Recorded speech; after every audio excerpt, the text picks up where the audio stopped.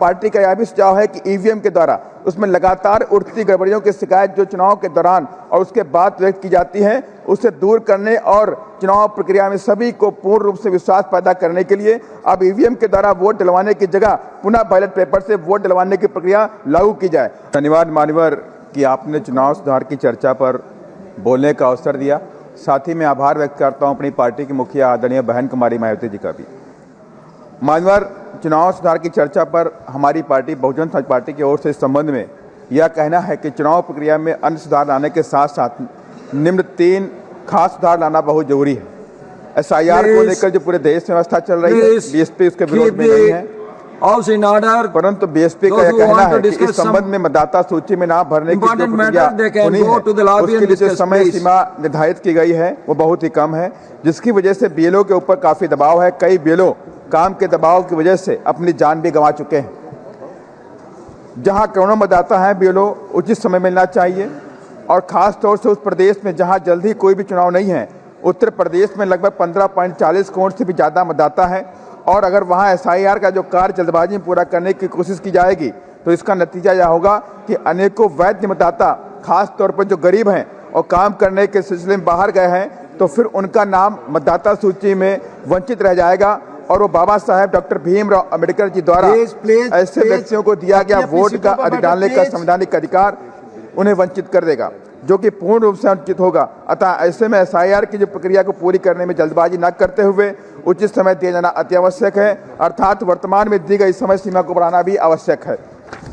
इसके साथ ही माननीय सर्वोच्च न्यायालय के निर्देशानुसार चुनाव आयोग के द्वारा निर्देश जारी किए गए हैं कि ऐसे लोग जिनका कोई भी आपराधिक इतिहास है उन्हें अपने हल्फनामे में इसका अपने आपराधिक इतिहास का पूरा ब्यौरा देना होगा और इसके साथ साथ स्थानीय अखबारों में भी इसका पूरा विवरण प्रकाशित करना होगा तथा जिस राजनीतिक पार्टी से चुनाव लड़ रहे हैं उस राजनीतिक पार्टी को भी जिम्मेदारी होगी कि वह इसकी सूचना अपने स्तर से भी राष्ट्रीय अखबारों में प्रकाशित करना होगा। इस संबंध में बीएसपी का कहना है कि अक्सर यह पाया गया है कि जिस व्यक्ति को चुनाव लड़ने के लिए टिकट या सिंबल दिया जाता है उनमें से कुछ लोग अपना आपराधिक इतिहास पार्टी को नहीं बताते हैं और तथा कुछ लोगों के संबंध में स्क्रूटनी के समय ही पार्टी को मालूम हो पाता है कि उन पर कोई भी आपराधिक इतिहास है। ऐसे प्रत्याशियों के आपराधिक इतिहास को पार्टी के छपवाने की जिम्मेदारी दी गई है, तो इस पर पार्टी का कहना है कि इस संबंध में पार्टी का सुझाव है कि आपराधिक छवि वाले प्रत्याशियों के संबंध में सभी औपचारिकताएं पूरी करने की जिम्मेदारी उन्हीं पर डालनी चाहिए, ना कि पार्टी के ऊपर होनी चाहिए।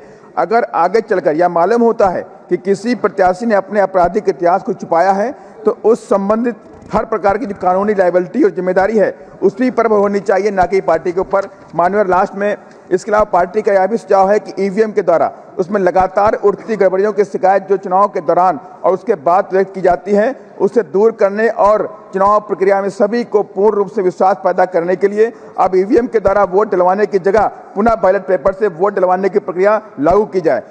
अगर किसी वजह से ऐसा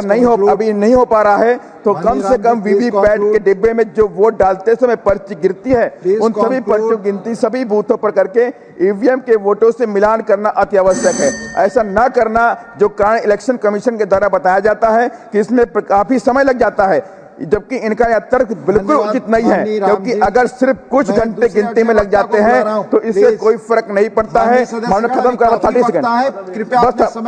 सेकंड मानवर, और इसीलिए पढ़ना चाहिए जबकि वोट डालने की प्रक्रिया महीनों चलती है। मानवर लास्ट